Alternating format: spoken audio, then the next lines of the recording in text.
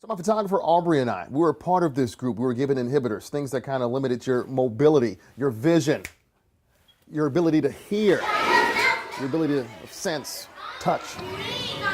I personally felt confused and disoriented at times, like someone living with dementia. We were each giving 5 simple tasks, things like grabbing a purse or fixing a clock. And most of us have to do it every day. You're driving to work, minding your own business, until someone cuts you off. What? Let's try this again. Theft, that's no laughing matter. Oftentimes, if you steal from a gas station, you'll see your picture posted like this one right here. They're taking it a step further here, however. They're posting it on social media. Videos with commentary. And its reach is far, far beyond the metro. Some folks are seeing it across the pond even, and it's also helping investigators solve crimes. Matt Winstead doesn't consider what he does work. I love what I do, and if you love what you do, you never go to work. I go play with bees. Before playing with the thousands of bees, he finds them using a thermal camera. I know exactly where they're at. Wow. There's no guessing, there's no poking holes. After crying, it's his favorite part of the job, finding the colony with his 3 favorite words. You got comb, see 'em? Oh, yes, we see them, all 40,000 of them in this colony. When I open it up and I see all that they've built and all that they've done, it's like opening up a Christmas present. Because there's always, this artistic look to it. But this isn't the largest the Midwest bee removal team has seen. There was a bee semi-spill on I-35 2 years ago. Bees are not happy. Released over 2.1 million bees. The team was able to save more than 400 colonies. Bees pollinate most of the fruits and nuts that we eat and a lot of the vegetables as well. And so we need bees, we need to take care of them, we need to save them. And also partake in some of the delicious honey they make too. Take a big old bite. That is so good. Isn't that awesome? One way to prevent a colony from happening in your home is to make sure any hollowed structures are insulated. If it's stuffed full of insulation, there's no bees that are going to be able to move into it. And if you do already have bees, the faster you act, the less cost and damage it can be. The cheapest, best, easiest, any homeowner can do it is just go around their house every year with a $4 tube of caulking and just caulk up holes that they see. In Kansas City, Ray Daniel for the Now KC. A man driving under the influence veered across lanes of traffic on Independence Avenue, hitting and killing 32-year-old Anthony Saluto. Sometimes in the wake of tragedies, we realize that we have to do things differently. Eric Bunch is the policy director for advocacy group Bike Walk KC.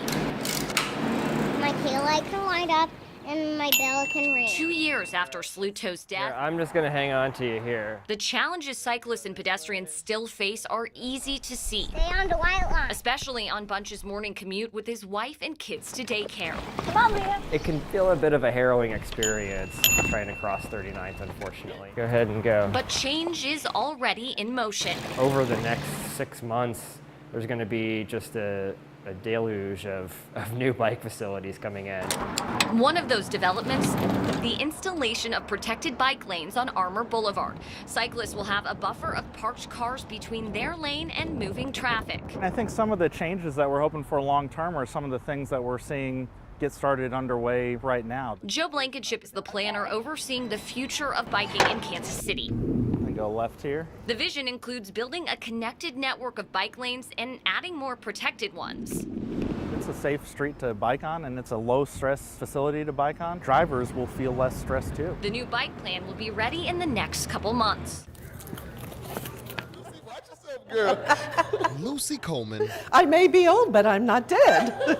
has a whole lot of spunk So here we go. and life left. Now I'm ready to move. The 70-year-old will spend much of it here at a senior living center. The sofa, I think, is going to float. I have lots of stuff.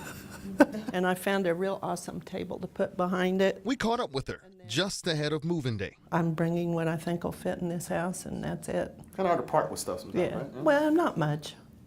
Well, it's the memories attached, and hopefully I'm finding that my memories are stronger than ever. For now. You feel very frustrated, and you feel like you're very stupid because, you just told them and you can't remember you just told them. In December, Coleman was diagnosed with early onset dementia. It's a hard thing to go through. And a common thing to go Because through. it's something that we're all going to have to go through.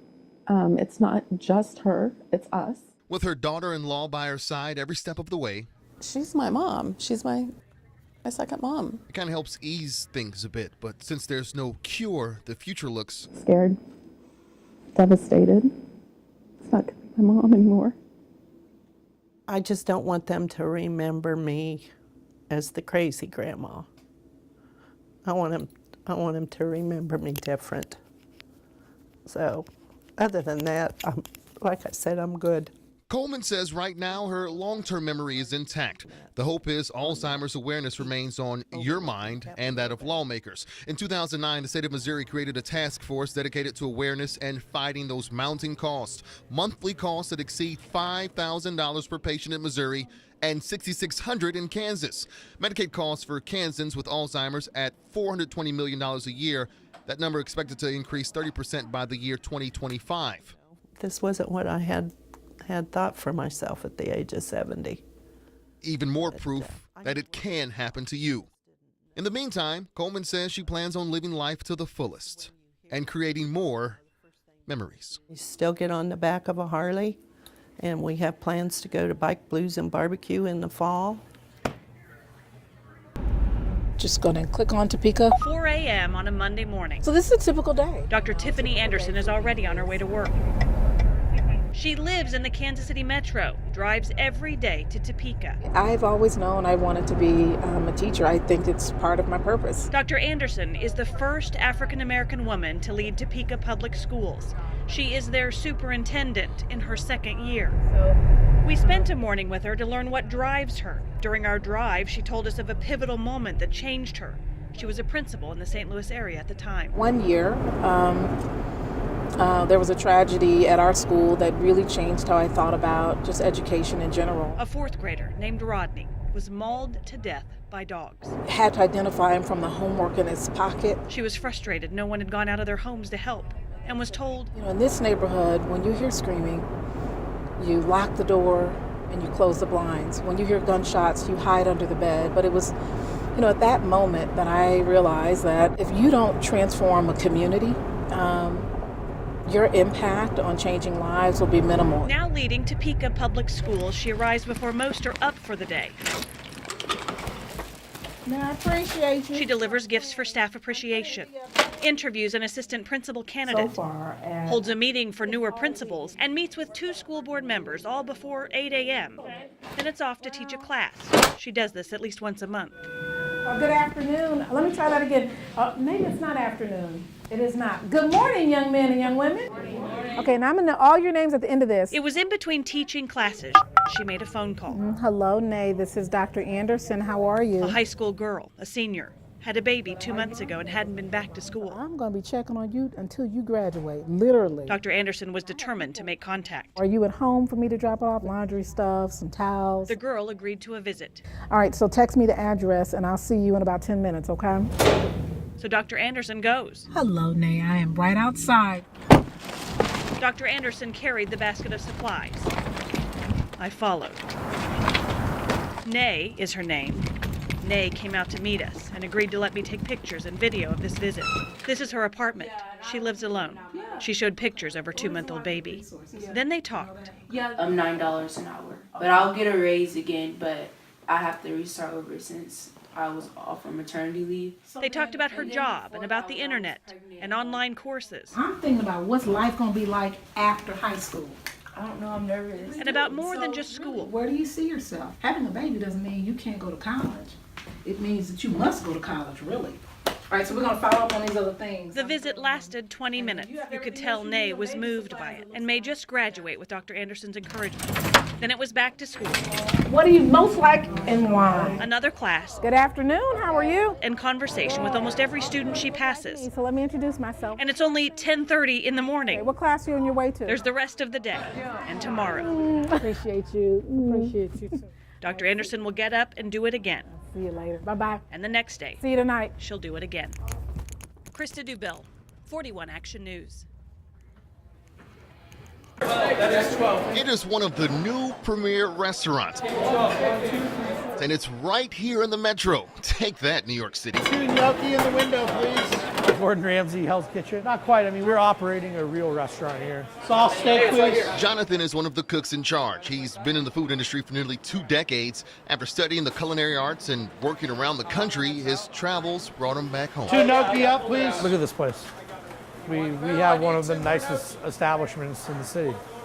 And not to mention it's brand new. Can I get 3 beets and 1 flatbread? You can pick 2 first courses, 1 entree, and 1 dessert. Noodles, mashed potatoes, scallops. There's a lot at stake when it comes to this restaurant's success. Mindy and James Bennett, well, they're here for date night. It definitely is better than some of the restaurants that are professionals. That we paid a lot more that money we at. pay a lot more money at. She laughs because we forgot to mention Broadmoor Bistro is run by students. I need 2 steaks, 1 medium rare, 1 salmon, 1 pork. 16-year-old Reese Miller Currently, I'm working the front line. is one of them. How many flatbreads, AJ? I would love to become a chef. That's what I would love to do. We are rated the #1 high school ran restaurant in the country. Making it a very sweet deal in more ways than one. You know, an experiential lesson like this is much more valuable than sitting in the classroom and having a lecture. For Reese, the satisfaction at the end of the night that everyone's happy is the ultimate recipe for success. Plate set up for 5 sandwiches, guys.